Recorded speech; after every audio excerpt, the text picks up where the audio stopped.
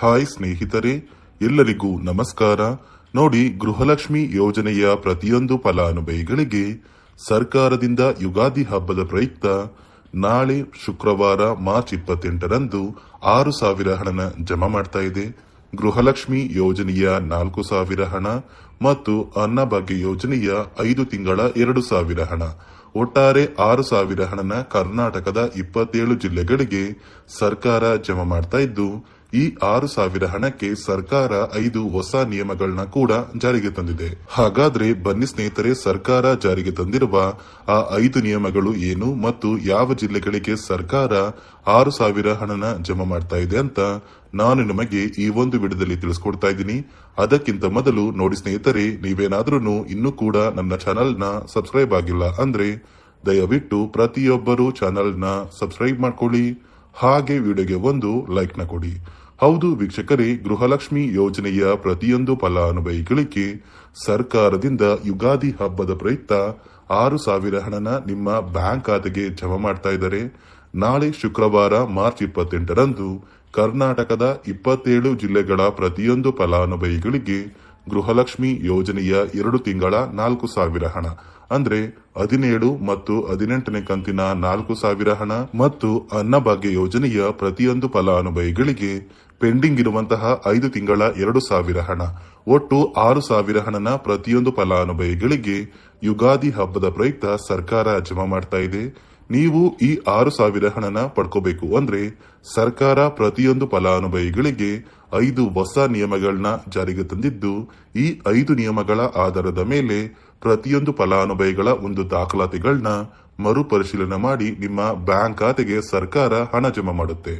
ಸುಮಾರು 1 ಲಕ್ಷಕ್ಕಿಂತ ಅಧಿಕ ಫಲಾನುಭವಿಗಳಿಗೆ ಈ ಬಾರಿ ಸರ್ಕಾರ ಈ 6,000 ಹಣನ ಕ್ಯಾನ್ಸಲ್ ಮಾಡಿದ್ದು, ಬನ್ನಿ ಸ್ನೇಹಿತರೆ, ಆ 5 ನಿಯಮಗಳು ಏನು ಅಂತ ಕೂಡ ನಾನು ನಿಮಗೆ ತಿಳಿಸ್ಕೊಡ್ತಾ ಇದ್ದೀನಿ. ಅದಕ್ಕಿಂತ ಮೊದಲು ನಾಳೆ ಶುಕ್ರವಾರ ಮಾರ್ಚ್ 28ರಂದು ಕರ್ನಾಟಕದ ಯಾವ 27 ಜಿಲ್ಲೆಗಳ ಫಲಾನುಭವಿಗಳಿಗೆ ಸರ್ಕಾರ ಗೃಹಲಕ್ಷ್ಮಿ ಯೋಜನೆಯ 4,000 ಹಣ ಮತ್ತು ಅನ್ನಭಾಗ್ಯ ಯೋಜನೆಯ 2,000 ಹಣನ ಜಮಾ ಮಾಡ್ತಾ ಇದೆ ಅಂತ ನಾನು ನಿಮಗೆ ತಿಳಿಸ್ಕೊಡ್ತಾ ಇದ್ದೀನಿ. ನೋಡಿ ಸ್ನೇಹಿತರೆ, ಮೊದಲಿಗೆ ಬಾಗಲಕೋಟೆ, ಬೆಳಗಾವಿ, ವಿಜಯಪುರ, ಧಾರವಾಡ, ಗದಗ, ಹಾವೇರಿ, ಉತ್ತರ ಕನ್ನಡ, ಬೆಂಗಳೂರು ನಗರ, ಬೆಂಗಳೂರು ಗ್ರಾಮಾಂತರ, ರಾಮನಗರ, ಚಿಕ್ಕಬಳ್ಳಾಪುರ, ಚಿತ್ರದುರ್ಗ, ದಾವಣಗೆರೆ, ಕೋಲಾರ, ಶಿವಮೊಗ್ಗ, ತುಮಕೂರು, ಬಳ್ಳಾರಿ, ಬೀದರ್, ಕಲಬುರಗಿ, ಕೊಪ್ಪಳ, ರಾಯಚೂರು, ಯಾದಗಿರಿ, ವಿಜಯನಗರ, ಚಾಮರಾಜನಗರ, ಚಿಕ್ಕಮಗಳೂರು, ದಕ್ಷಿಣ ಕನ್ನಡ, ಹಾಸನ, ಕೊಡಗು, ಮಂಡ್ಯ, ಮೈಸೂರು ಮತ್ತು ಉಡುಪಿ, ಈ 27 ಜಿಲ್ಲೆಗಳ ಪ್ರತಿಯೊಂದು ಫಲಾನುಭವಿಗಳಿಗೆ ಸರ್ಕಾರ ಗೃಹಲಕ್ಷ್ಮಿ ಯೋಜನೆಯ ಜನವರಿ ಮತ್ತು ಫೆಬ್ರವರಿ ತಿಂಗಳ 4,000 ಹಣ, ಅದೇ ರೀತಿ ಅನ್ನಭಾಗ್ಯ ಯೋಜನೆಯ ಕಳೆದ 5 ತಿಂಗಳ ಪೆಂಡಿಂಗ್ ಇರುವಂತಹ 2,000 ಹಣನ ಜಮಾ ಮಾಡ್ತಾ ಇದ್ದು, ನಿಮ್ಮ ಬ್ಯಾಂಕ್ ಖಾತೆಗೆ ಮಾರ್ಚ್ ತಿಂಗಳು ಮುಗಿಯುವಷ್ಟರಲ್ಲಿ ಪ್ರತಿಯೊಂದು ಫಲಾನುಭವಿಗಳು ಈ 6,000 ಹಣನ ಪಡ್ಕೋತೀರಾ. ಈಗಾಗಲೇ ಸಾಕಷ್ಟು ಫಲಾನುಭವಿಗಳ ಬ್ಯಾಂಕ್ ಖಾತೆಗೆ ಗೃಹಲಕ್ಷ್ಮಿ ಯೋಜನೆಯ 2 ಕಂತಿನ 4,000 ಹಣ ಜಮಾ ಆಗ್ತಾ ಇದೆ. ಕೆಲವೇ ದಿನಗಳಲ್ಲಿ ಪ್ರತಿಯೊಂದು ಫಲಾನುಭವಿಗಳಿಗೆ ಈ 6,000 ಹಣ ಜಮಾ ಆಗಲಿದೆ. ನೋಡಿ ಸ್ನೇಹಿತರೆ, ಈ ಬಾರಿ ಸುಮಾರು 1 ಲಕ್ಷಕ್ಕಿಂತ ಅಧಿಕ ಫಲಾನುಭವಿಗಳ ಬ್ಯಾಂಕ್ ಖಾತೆಗೆ ಸರ್ಕಾರ ಗೃಹಲಕ್ಷ್ಮಿ ಯೋಜನೆಯ ಹಣನ ಜಮಾ ಮಾಡ್ತಾ ಇಲ್ಲ.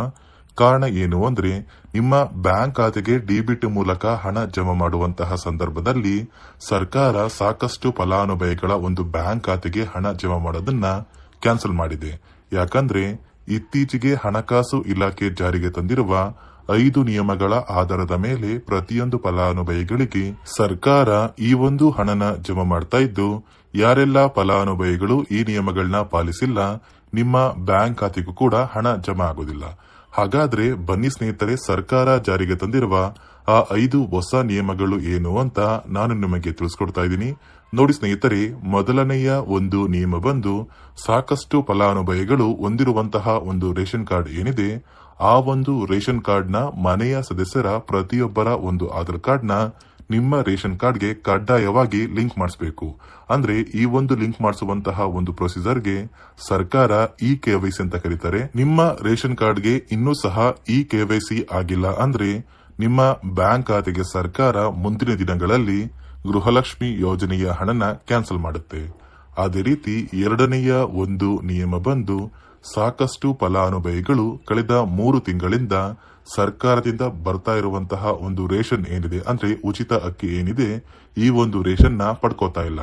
ಒಂದು ವೇಳೆ ಕಳೆದ 3 ತಿಂಗಳಿಂದ ನೀವು ರೇಷನ್ ನ ಪಡ್ಕೊಂಡಿಲ್ಲ ಅಂದ್ರೆ ಸರ್ಕಾರ ನಿಮ್ಮ ಬಳಿ ಇರುವಂತಹ ಒಂದು ರೇಷನ್ ಕಾರ್ಡ್ ನ ಕ್ಯಾನ್ಸಲ್ ಮಾಡುತ್ತೆ. ನಿಮ್ಮ ರೇಷನ್ ಕಾರ್ಡ್ ನ ಸರ್ಕಾರ ಕ್ಯಾನ್ಸಲ್ ಮಾಡಿದ್ರೆ ನಿಮ್ಮ ಬ್ಯಾಂಕ್ ಖಾತೆಗೆ ಗೃಹಲಕ್ಷ್ಮಿ ಯೋಜನೆಯ ಹಣ ಇರಬಹುದು ಮತ್ತು ಸರ್ಕಾರದಿಂದ ಬರುವಂತಹ ಒಂದು ಸೌಲಭ್ಯಗಳನ್ನ ನೀವು ಕಳ್ಕೋಬೇಕಾಗುತ್ತೆ.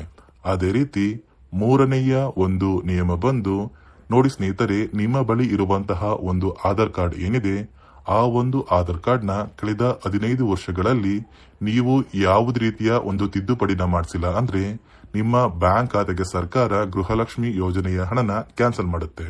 ಯಾಕಂದ್ರೆ ಸರ್ಕಾರದಿಂದ ಬಂದಿರುವಂತಹ ಒಂದು ಆದೇಶದ ಪ್ರಕಾರ ಪ್ರತಿಯೊಂದು ಫಲಾನುಭವಿಗಳು ಕಳೆದ 15 ವರ್ಷಗಳಲ್ಲಿ ಯಾವುದೇ ರೀತಿಯ ಒಂದು ತಿದ್ದುಪಡಿನ ನಿಮ್ಮ ಆಧಾರ್ ಕಾರ್ಡ್ಗೆ ನೀವು ಮಾಡಿಸಿಲ್ಲ ಅಂದ್ರೆ ಕಡ್ಡಾಯವಾಗಿ ಆದಷ್ಟು ಬೇಗ ನಿಮ್ಮ ಆಧಾರ್ ಕಾರ್ಡ್ಗೆ ತಿದ್ದುಪಡಿನ ಮಾಡಿಸಿ. ಅದೇ ರೀತಿ ನಾಲ್ಕನೆಯ ಒಂದು ನಿಯಮ ಬಂದು ನಿಮ್ಮ ಕುಟುಂಬದ ಒಂದು ವಾರ್ಷಿಕ ಆದಾಯ 7 ಲಕ್ಷಕ್ಕಿಂತ ಕಡಿಮೆ ಇರಬೇಕು. ಒಂದು ವೇಳೆ ನಿಮ್ಮ ಕುಟುಂಬದ ವಾರ್ಷಿಕ ಆದಾಯ 7 ಲಕ್ಷಕ್ಕಿಂತ ಜಾಸ್ತಿ ಇದ್ರೆ ನಿಮ್ಮ ಬ್ಯಾಂಕ್ ಖಾತೆಗೆ ಸರ್ಕಾರ ಗೃಹಲಕ್ಷ್ಮಿ ಯೋಜನೆಯ ಹಣನ ಕ್ಯಾನ್ಸಲ್ ಮಾಡುತ್ತೆ. ಅದೇ ರೀತಿ ಐದನೆಯ ಒಂದು ನಿಯಮ ಬಂದು ನಿಮ್ಮ ಕುಟುಂಬದ ಸದಸ್ಯರು ಅಥವಾ ಗೃಹಲಕ್ಷ್ಮಿ ಯೋಜನೆಯ ಫಲಾನುಭವಿಗಳು ಯಾರು ಕೂಡ ಸರ್ಕಾರಿ ನೌಕರರಾಗಿ ಕಾರ್ಯನಿರ್ವಹಿಸ್ತಾ ಇರಬಾರದು. ಒಂದು ವೇಳೆ ನಿಮ್ಮ ಕುಟುಂಬದಲ್ಲಿ ಯಾರೇ ಆಗಿದ್ರೂ ಸರ್ಕಾರಿ ನೌಕರರಾಗಿ ಕಾರ್ಯನಿರ್ವಹಿಸ್ತಾ ಇದ್ರೆ ನಿಮ್ಮ ಬ್ಯಾಂಕ್ ಖಾತೆಗೆ ಗೃಹಲಕ್ಷ್ಮಿ ಯೋಜನೆಯ ಹಣ ಕ್ಯಾನ್ಸಲ್ ಆಗುತ್ತೆ. ಈ 5 ನಿಯಮಗಳ ಆಧಾರದ ಮೇಲೆ ಪ್ರತಿಯೊಂದು ಫಲಾನುಭವಿಗಳಿಗೆ ಸರ್ಕಾರ ಹಣ ಜಮಾ ಮಾಡ್ತಾ ಇದೆ. ಒಂದು ವೇಳೆ ನೀವು ಈ 5 ನಿಯಮಗಳನ್ನ ಪಾಲಿಸಿಲ್ಲ ಅಂದ್ರೆ ನೀವು ಕೂಡ ಗೃಹಲಕ್ಷ್ಮಿ ಯೋಜನೆಯ ಹಣದಿಂದ ವಂಚಿತರಾಗಬೇಕಾಗುತ್ತೆ. ನೋಡಿ ಸ್ನೇಹಿತರೆ, ಯುಗಾದಿ ಹಬ್ಬದ ಪ್ರಯುಕ್ತ ಪ್ರತಿಯೊಂದು ಫಲಾನುಭವಿಗಳ ಬ್ಯಾಂಕ್ ಖಾತೆಗೆ ಸರ್ಕಾರ ಗೃಹಲಕ್ಷ್ಮಿ ಯೋಜನೆಯ 4,000 ಮತ್ತು ಅನ್ನಭಾಗ್ಯ ಯೋಜನೆಯ 2,000 ಒಟ್ಟಾರೆ 6,000 ಹಣನ ಕರ್ನಾಟಕದ 27 ಜಿಲ್ಲೆಗಳಿಗೆ ಸರ್ಕಾರ ಜಮಾ ಮಾಡ್ತಾ ಇದೆ. ಉಳಿದಿರುವಂತಹ 2 ಅಥವಾ 3 ದಿನಗಳಲ್ಲಿ ಪ್ರತಿಯೊಂದು ಫಲಾನುಭವಿಗಳು ನಿಮ್ಮ ಬ್ಯಾಂಕ್ ಖಾತೆಗೆ ಈ 6,000 ಹಣನ ಪಡ್ಕೋತೀರಾ. ಸರ್ಕಾರದಿಂದ ಜಾರಿಗೆ ಬಂದಿರುವ 5 ನಿಯಮಗಳನ್ನ ನೀವು ಪಾಲಿಸಿರಬೇಕು. ಅದೇ ರೀತಿ ಇಲ್ಲಿಯವರೆಗೂ ಸರ್ಕಾರದಿಂದ ಜಮಾ ಆಗಿರುವಂತಹ ಗೃಹಲಕ್ಷ್ಮಿ ಯೋಜನೆಯ ಒಟ್ಟು 16 ಕಂತಿನ ಹಣ ನಿಮ್ಮ ಬ್ಯಾಂಕ್ ಖಾತೆಗೆ ಜಮಾ ಆಗಿದ್ರೆ ಮಾತ್ರ ಸರ್ಕಾರ ನಿಮ್ಮ ಬ್ಯಾಂಕ್ ಖಾತೆಗೆ ಈ 6,000 ಹಣನ ಜಮಾ ಆಗುತ್ತೆ. ಒಂದು ವೇಳೆ ಪೆಂಡಿಂಗ್ ಹಣ ನಿಮ್ಮ ಬ್ಯಾಂಕ್ ಖಾತೆಗೆ ಜಮಾ ಆಗಿಲ್ಲ ಅಂದ್ರೆ ಸರ್ಕಾರದಿಂದ ಈ 6,000 ಹಣ ಜಮಾ ಆಗೋದಿಲ್ಲ ಅಂತ ಹೇಳ್ತಾ ಇದಿಷ್ಟು ಗೃಹಲಕ್ಷ್ಮಿ ಮತ್ತು ಅನ್ನಭಾಗ್ಯ ಯೋಜನೆಯ ಪ್ರತಿಯೊಂದು ಫಲಾನುಭವಿಗಳಿಗೆ ಸರ್ಕಾರದಿಂದ ಬಂದಿರುವಂತಹ ಒಂದು ಹೊಸ ಮಾಹಿತಿಯಾಗಿದೆ. ನಾನು ಕೊಟ್ಟಿರುವಂತಹ ಮಾಹಿತಿ ನಿಮಗೆ ಇಷ್ಟ ಆಗಿದ್ರೆ ದಯವಿಟ್ಟು